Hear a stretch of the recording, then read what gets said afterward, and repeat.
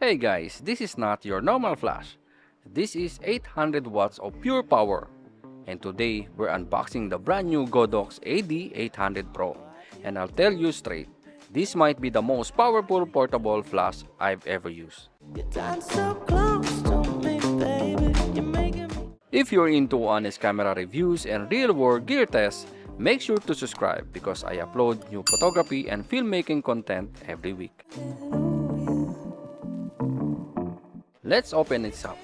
First impression, the packaging is clean, very professional, very Godox style.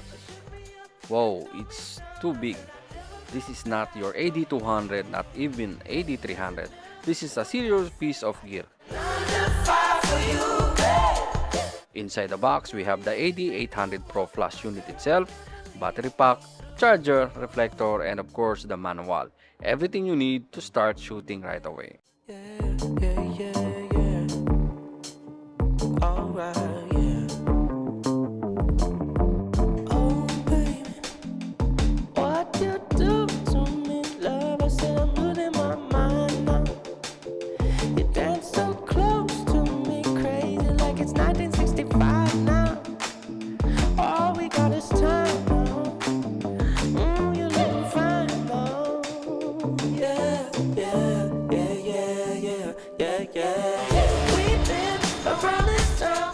Now let's talk about the build quality.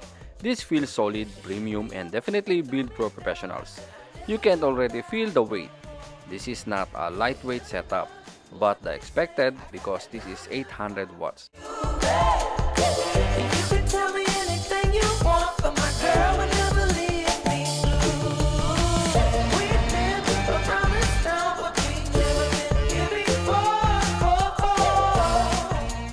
Here's where it gets crazy. 800 watts power, you can literally overpower the sun. Up to 300 full power flashes. Fast recycle time around 0.01 to 1.5 seconds. Built-in 2.4 GHz wireless system, support TTL and high-speed sync. And yes, Bowen's mount, meaning you can use all your softboxes, modifiers, and everything.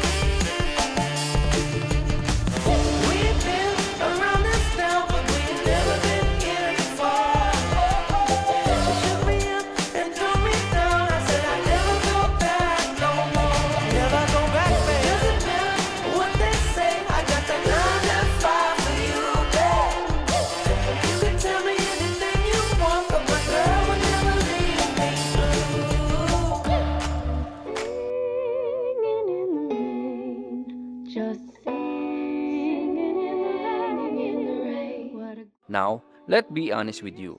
This is not everyone. If you are a beginner, this is overkill. But if you are shoot outdoor portraits, wedding, commercial work, this is a game changer.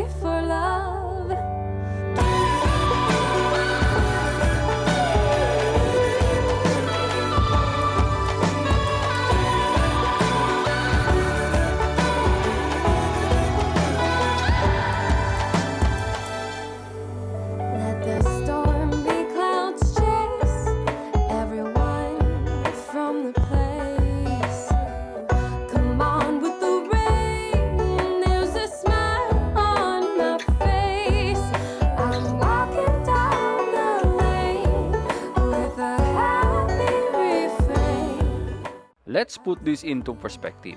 The AD200 is small and portable. AD300 is balanced, AD600 is professional, and the AD800 Pro is the next level power.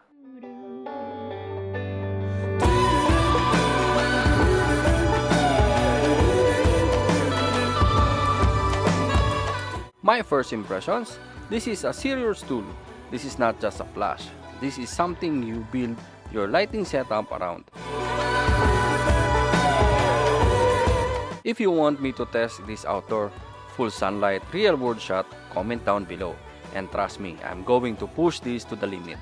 If you're into honest reviews and real world gear tests, subscribe now because the next video is going to be crazy.